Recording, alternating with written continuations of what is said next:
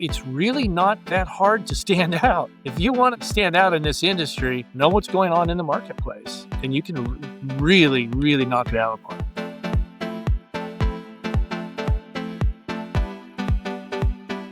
Joe, welcome to the show, man. Great to have you on. Oh, thank you for having me on. I appreciate it. I think you have a unique story where, you've been on the residential side, you've moved in the commercial side. You might have been living in a house when you were on the residential front. Tell us about that, when you're young and you do whatever it takes to get going. Yeah, so I was broke, but I was doing some stuff at a gym. They let me have a membership so I could go in and work out. And that's really the only thing I really could do. But there's some guys there, and one was a contractor, one was an investor. They were going to start flipping houses. The contractor's like, listen, I don't want to be taking my tools home every night. It's such a pain in the ass. And the investor goes, well, it'd be nice if we just had somebody living there that could really maintain, watch out for the property and keep an eye on it, maybe do some work around there. And I raised my hand right away, said, I'll do that for you guys. Because now I had a free place to stay. And they gave me some money to really help out. And so that's how I got my start. And it was not fun. It was a terrible way to live, but I learned so much about construction. I learned so much about development. I mean, the education was just so powerful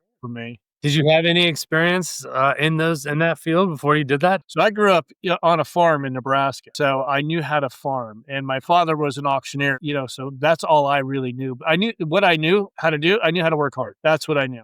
That's coming from a farm. That's one thing that you learn early on, that, I don't care if it's, this was central Nebraska. So there'd be snow on the ground. I mean, we used to get snow as high as a telephone pole. So not that they even have telephone poles anymore. So but you would have to go out and do your pig chores, and you'd feed cattle in the middle of that snow. And so I wasn't afraid to work. And so that was something that even to this day, it really gets in you. And that you can take the boy off the farm, but you never take the farm out of the boy. The effort, it matters. It matters. The grind, the grit. Yep. Cool. And so you learned construction. Did you end up flipping your own houses after that? Yeah. I worked with these two guys for a while, and then the economy turned south on, and we got out of the last house with a few bucks. And I made some money. I started throwing money I could back into it. Never really made a lot of money, but enough to survive and enough to throw in. But the last one was a killer. The economy turned, and it turned fast. And so now I needed a job. I'm like, well, what do I know how to do? I said, well, now I guess I could go work construction, but I started looking at that. Now nobody's really hiring for construction. But, like I said earlier, I grew up around auctioneer. And so that's one thing that I knew. And it just turns out this auction company was hiring in their marketing department. And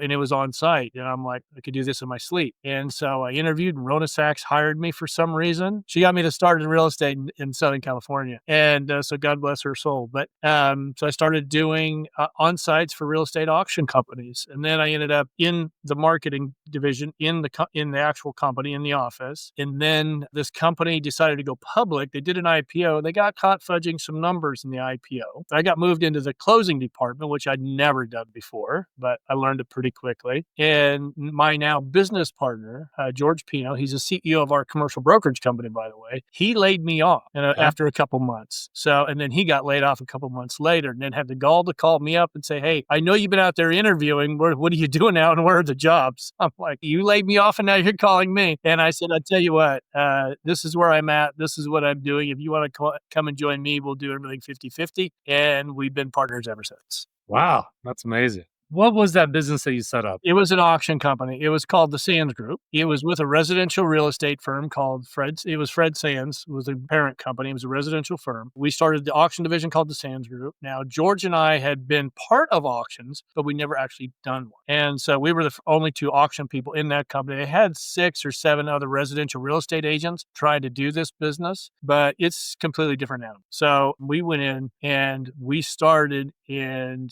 we just would show up at the office 7:30 in the morning, start calling New York, work our, it was all banks and developers that we were calling on. It's all we could, because banks were just taking in properties in the early 90s, like you wouldn't believe. And so we would just call those banks. And we'd end up calling Hawaii at the end of the day. Then we'd stop around 4:00, and then we'd start folding the letters. No internet yet, so we had to fold the letters and send them out every night to everybody we spoke to that day. And for those that don't know, when you say auction, so you're auctioning off commercial properties? These were mostly residential. residential, there's some commercial, but so when the bank would take the property back or the developer would be building the property and they want to move as fast as they can. Well, a lot of them were putting them on the open market with real estate agents and they were just marketing that way. Well, we come in and we take a big budget. So we'd take like 100,000 and we would put a full page in the LA Times real estate section and just blast it out. Then we'd intercept all the calls that would come in and start tracking all of it, have open houses for 2 weekends prior to the auction. And then we'd rent out a ballroom at like an airport Marriott or, it was always a ballroom in a hotel. And we'd sell 100, 200, 300 properties a day and just blow them out. Yeah. But here's the thing. People don't realize it. Most auctions now are done online. They don't really do open call anymore, but we would get prices at auction that were higher than what the agents had them listed. It was all in the market and the tracking. So the way it would work is when you get a portfolio of properties, we would create a sheet that people that would go through the properties would sign in and they would have it with them and they tell you which properties did they like the most. And so we would take that information. This all had to be done manual, by the way. We'd track.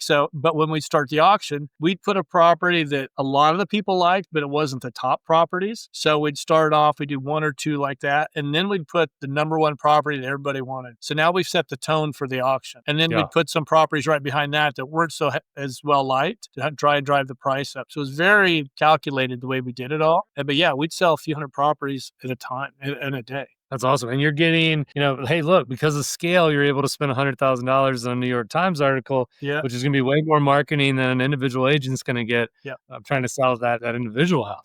And, the banks were taking, we did Freddie Mac, Fannie Mae, or Freddie Mac. We would they were taking thousands of properties back every day across the country at that time because people just quit paying their mortgages. What year was that? I don't even remember. 93? Early 90s? Yeah, early 90s. It was, and then we went on for over 5 years, 6 years. And then it just kind of stopped overnight. And then we went into doing bulk sales. So we had a lot of these bank clients around the country. And now I do have a funny story. So you remember the OJ thing that happened out here?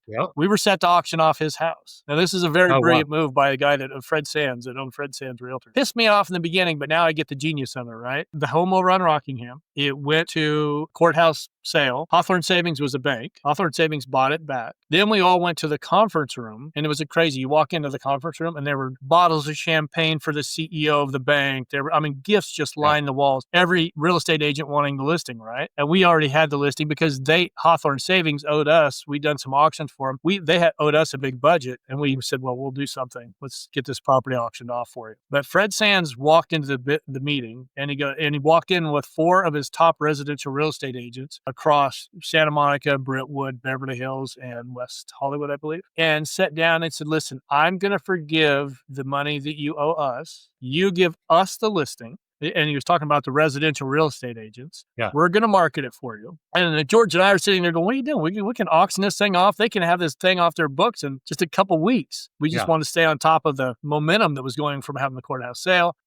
So they ended up giving to Fred and the 4 agents, and they wiped the budget with us clean. So we were good. But what happened was the stroke of genius with Fred is he was on the news around the globe every day. Australia news. Paris. He was on the news everywhere around the globe. You can't buy that kind of PR. I didn't see it. He did. And I'm like, years later, he was just, this property, they redeveloped a little bit. So it just got pushed out. And millions of dollars worth of marketing for, I think the budget was $100 and some thousand they forgave. And so, millions. And global recognition. That's pretty brilliant. Keeps the business in the news for a long period of time. It just had to be the most famous story of my lifetime, growing up. Yeah, it was a big thing in this market, and his business just spiked. Cool. Well, so tell me about the company today. Is the company still in auctions? No, he ended up selling Fred Sands Realtors to NRT under the Coldwell Banker banner. And so George and I packed up, and they would not do auctions. So we were done. We started doing bulk sales then with our clients, with the banks and all that. And that was fine and good. And we dabbled in residential. We tried our hands at that, but that really wasn't our thing. But what I really learned was marketing that, doing some of these residential sales. For example, we had a guy very eccentric guy, he's a professor at UCLA. He had taken a little Cessna plane and put it in his house. Now, this house was a 3-story townhouse. It was stacked. deck, so 3 stories high, probably 30 feet wide, 40 feet wide. And he had this plane in there. Obviously, the wings, part of the wing was chopped off, but he had lights in this plane. He had it set up on these steel poles with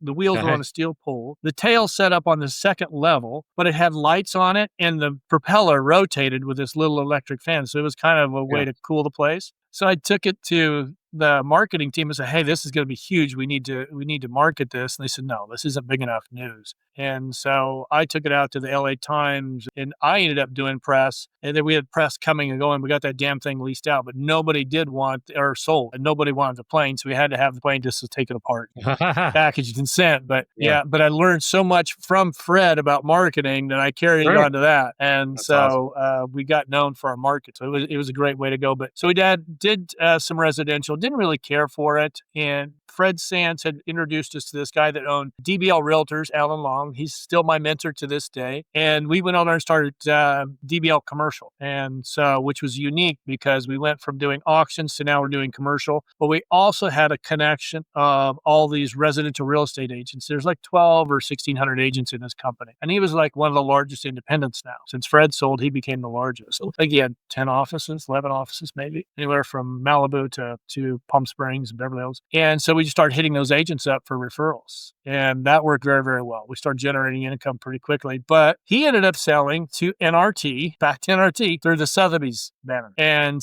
they didn't want commercial real estate. So we decided we're going to just launch our own damn company called Commercial Brokers International. I'm in their offices today. And so we have Commercial Brokers International. We have Icon Capital Advisors, a commercial mortgage company that's actually a partnership with BMC Capital out of Dallas, great company. And then we have Commercial Real Estate Affiliate Network, because early on, Commercial Brokers International is over 20 years old. When we launched, there was nobody really doing marketing for commercial real estate. Brokerages, they didn't do it. So we thought there's an opportunity here with the internet that's coming. We need to really take a look at this. This could put us in the lead right away. And we ended up hiring a kid out of USC, Craig, and he worked with us on our SEO. He had a degree it was very unique. He had his master's in the psychology of marketing, something like that. Yeah. Crazy. And so we started working on our SEO right away, and no other brokerage was really doing it. And then as the internet started taking hold, we just kept learning how to market. And we really started doing very, very well. And so today we've got 20 agents in our company. We're going to take it up to about 24 in this office here in Los Angeles. And we're going to open another office in Orange County, around Newport Beach area. And the people working for you, is it leasing and selling? Yep. Commercial Brokers International is full service. Yeah. We've got a great group. We also, with the affiliate network, we started that because we're always looking for ways to help our agents make more money. If they can do deals outside of California, we learned that the hard way. We brought in some clients because of our marketing that were from other countries. They came in and we got them all situated here in Los Angeles, and they go, "You know what? We're having such luck here. Let's move across the country." And then we couldn't handle them. So we had to give them up. Cut to when during the pandemic, we're sitting around the office just watching our hair grow, trying to figure out what the hell we're going to do every day. We came up with the idea of the affiliate network, and I started calling on what's it cost to join an affiliate network, and I found out the cost, and I could see why no smaller firms they just couldn't do it. You couldn't afford to do it. Yeah. And there was annual fees, there was fees on every transaction. It just didn't make any sense. You'd have to do a good number of deals, right? So we launched the Commercial Real Estate Affiliate Network, and we're at 30 members right now and growing. And the only way that there's any fees is if I send you a deal and you do the deal, you send me a referral fee, minimum of 20%, depending on, and I allow the members to really negotiate between themselves of what the fee should be. Because let's say if I send a deal to you and I say, I've handled this client for years, I just need you to pull the properties and I'll give you 20% for doing that,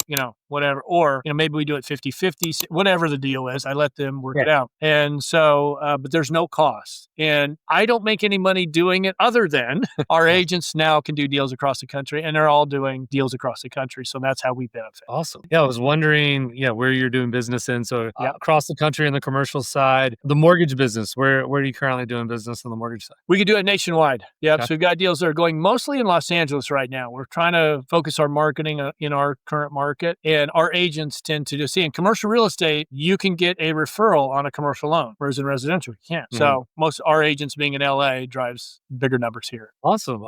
So you're still partners after all these years, and the guy let you go. I mean, that's a great story. Don't forget about the fact that you're living in a house with paper pulled up to the wall.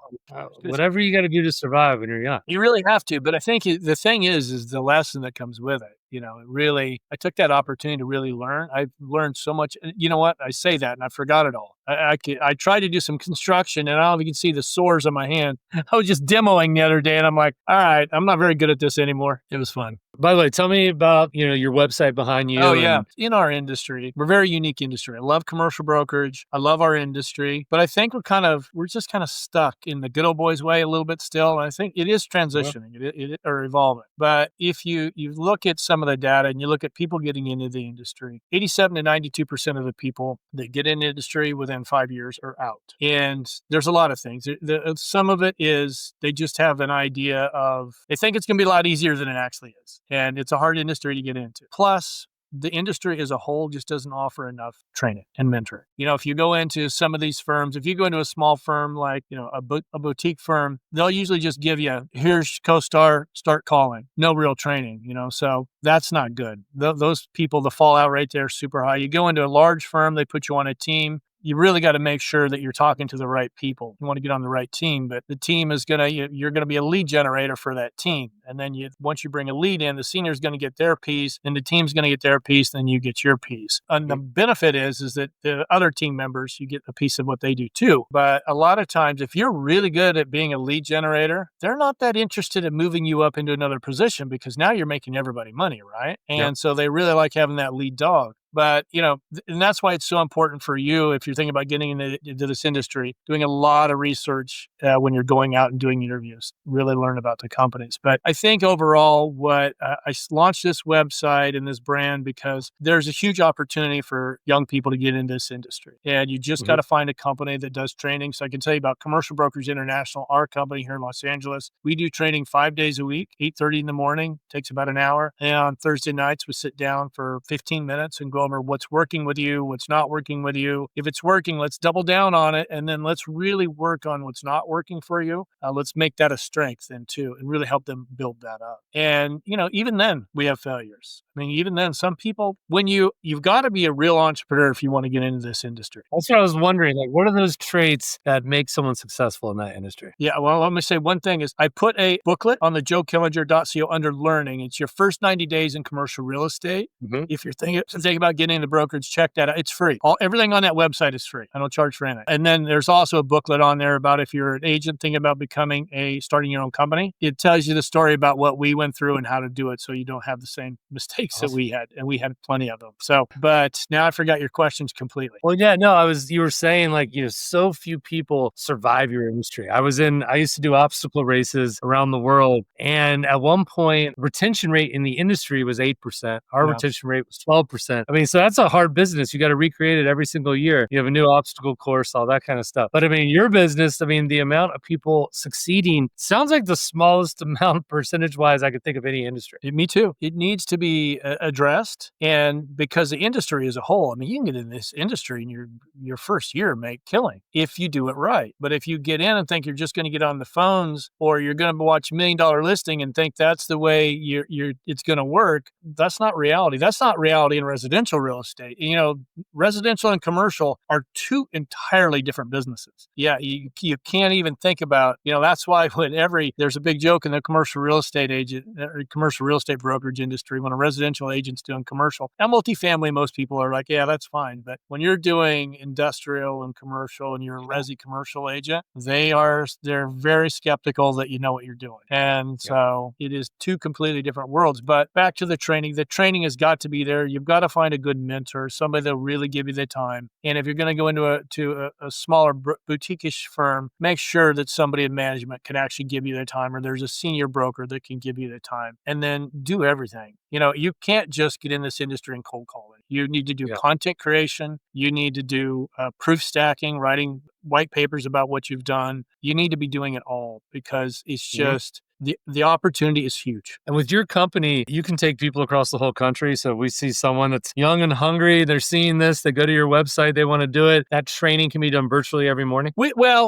can. It's mostly for commercial brokers. And I found, and we tried this during COVID. The online training does not work. We did it all. We had to do it all. Everything we did during COVID, we had to redo. Nobody, there was no retention, so I don't know what that was. And it's better off if they can find a firm, which I can always, with the affiliate network, I've got a pretty broad reach with commercial brokerage companies. I'm happy to help anybody find a brokerage firm that they can interview with. As far as online, you want it in person. You want to go along with them if you can, tag along with them, really be part of what they're doing every day. But the most important part is to really, really know your market better than anybody else, because I've been going to a good amount of meetings lately, networking meetings, and talking to these young agents. I am always and it's not necessarily just the young ones. I'm talking to people about their market, and I'm surprised how little they actually know about their market. How many properties are on the market? What's the average days on market? What's the average, concessions in the area? They don't know that. And so it's really not that hard to stand out. If you want to stand out in this industry, know what's going on in the marketplace, and you can really, really knock it out of the park. We have a section on this podcast called Rapid Fire Questions. I'm going to jump in here. If you're trying to sell a commercial property, what's like the biggest red flag or potential issue that's going to affect you being able to sell that property that you're seeing currently? Okay, so it's a seller that wants to sell, but you're maybe you have a commercial broker trying to sell a property to someone else. Just had it yesterday. So they think their property is worth $8 million. I'm telling you, it's worth 5 at the most. And I'm like, they go, well, I got an offer at 8 and I got an offer at 7.5. I said, okay, why didn't you take those offers? And well, I wasn't ready to sell. I'm like, okay, well, they were offers. They weren't, there wasn't going to happen. And that's always a red flag. When somebody says, I got offers at X amount, I know that they didn't get those offers. I know that they're filling full of BS. And so, because that's not even anywhere near the value. Now, if they said I got one for 6, I'm like, okay, well, that's a possibility. When people start doing that, it's going to be a tough sale because they really have an idea of the value of their property that is unrealistic. Oh, that's actually really interesting. On that note, another red flag, is this we can learn in your industry? You have another one that comes to mind? Everybody thinks that their property is something that it's not because it's theirs. And when I start having these conversations, they think their property is special, then you have to really dig down as to the why. Why is your property different than, and this comes back to knowing the marketplace. You really have to know it. Otherwise, these conversations can get kind of sticky, but you have to say, you need to be able to have the conversation. Listen, there's a similar property right down the street. Signage was better. Curb appeal was better. Foot traffic was better.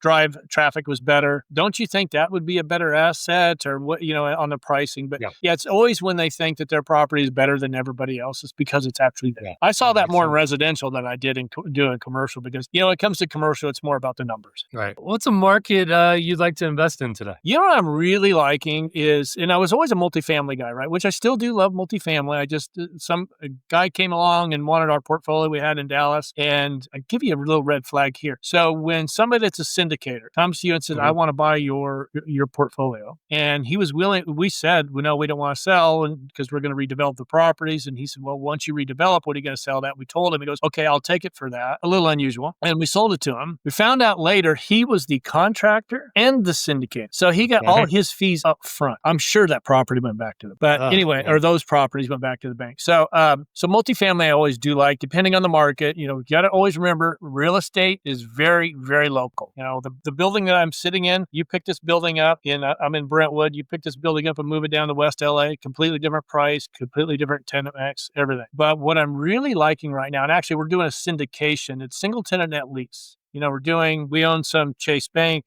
Jack in the Box, that kind of stuff. And we really like that. And so we're doing a syndication right now to start buying more of those. And it can be kind of versatile because most people see it as the old person's play. You just want to go in and get that coupon clicking every day or every month. But yes, you can do that. But then there's also the option to go in and buy a shorter term lease, buy a property with a shorter term lease, renegotiate with a tenant to do a complete remodel and extend the lease. We've done that a few times and we've hit some home runs, and those can be very good, but you have to know what you're doing. Fortunately, my business partner, George, our CEO, that's all he does is single tenant net lease. And there's a Del Taco in the Inland Empire. He sold like 3 or 4 times. Short-term lease. While we were going through escrow, he started talking to Del Taco corporate saying, listen, you need to re-up this because your numbers in this property are very good. And so let's get your property remodeled. As soon as we close escrow, let's start remodeling. And then let's renew that lease, get a new 15-year lease. Our client sold it. And then the people that bought it for a couple of years later wanted back out of it. So our guy wanted it back. He was doing such phenomenal numbers. And then he passed away, and he ended up selling. His family ended up selling. Yeah, we actually just did one of those recently in Texas. So it's a good business. Good business. Yeah, you got to find the right brands and the right real estate. And it's out there. It's been a little slow the last few years, but Texas is very good. We love Texas for that. That's probably why we're going to start looking at when we start to do the syndication. Awesome. Very cool. A trend you hope never comes back. During COVID, this drives me nuts. Yeah. You would go on Twitter and you would see these people posting, bought 100 units this week, and they would break it all down. And they were syndicating all the time. Yeah. And then a couple weeks later, bought another 200 unit, bought. And I'm like, I don't see this. So I started doing some research on some of these people, and they were syndicating them all. And we have, like I said, we have the BMC Capital's our partner. So I reached out to them. I said, hey, have you ever done any of the deals in your market with this group? They go, oh, we've looked at them. He goes, but when interest rates go up, he's done. And so it's seeing these, social media, people posting on social media, all these deals they've done, when in reality, they were on the edge every time they bought a property. And it was a trend that really you started seeing it more and more. And that guy did. When interest rates go up, you end up losing everything, including his 15,000 square foot new house.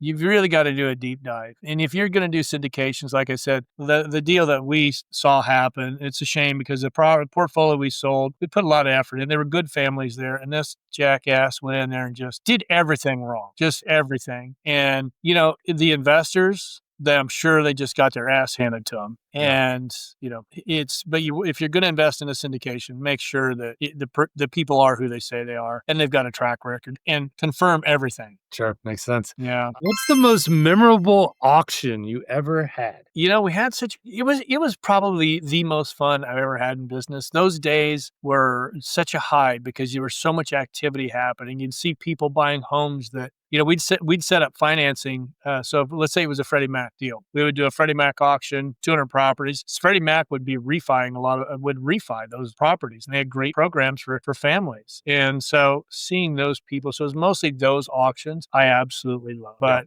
those I love. Now, probably the craziest one was my father. I brought him out to do an auction of an industrial property in Los Angeles. We couldn't get into his bank owned. We go in there the day of the auction, and huge industrial property, 100 and some thousand square feet, big hole in the back. But we're walking around, and all of a sudden there's a little bit of an odor, and we go over into the corner. There were 2 bodies. Oh, man. So, 2 bodies because the copper wires. One guy had come in and yanked him, and it killed him. I don't know, months or maybe a year later, the next guy came in and tried to do the same thing. Evidently, he didn't see the body that was already there and tried to get the copper, and that killed him too. So that tied that auction up for a while. Wow. We had to call everybody. That is nuts. It was interesting. The auction industry was, when we would do they would go in and take over some of these properties, some of these poor families that it was terrible to see, Just hope it never happens again. As you look forward to the coming years, I mean, what are you guys trying to do what are you hoping to accomplish as a company? Everything's in growth mode right now. So we're hiring a few more agents, got a couple more starting here in the next few weeks. 2026 is really starting off. We're starting to get calls already about investments. They're gearing up for 2026. I think it's going to be pretty solid across the board. And as far as retail here in Los Angeles, there's an area that,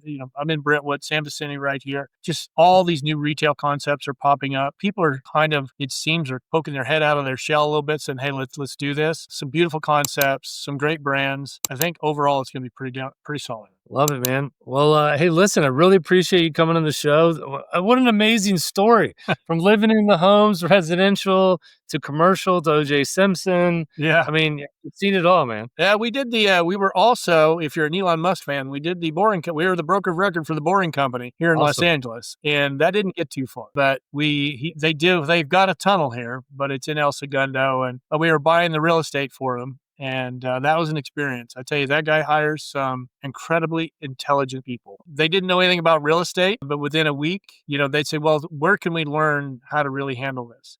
I was amazed. One of my neighbor's sons worked for him at the Neuralink company. Okay. And he was like, eventually he's like, I had to leave. It's been 7 days a week for years. I have to have some quality. So he left, but then he went back to work for him 6 months later because he's like, you know what? Hey, I'm changing the world, so I'm going to go back and change the world. And there's more purpose there. So we got to go down and tour the space program, and walking into that building, first of all, the security is amazing, but it's this massive building, but there's no air conditioning. It's all done. It's not too far from the ocean, but it's far enough away that they were able to figure out the architecture to make it work to where they didn't need air conditioning. I was like, are you kidding me? Because it was nice in there. And that, and the simple things like they did with, instead of having the rockets stand up, they have them laying down on these beds and they were slowly rotating. And so they could work on them so much faster than instead of climbing stairs all day, and then making them a certain size so they could put them on a flatbed truck and haul them instead of having to have special haulers to go down that. They're just,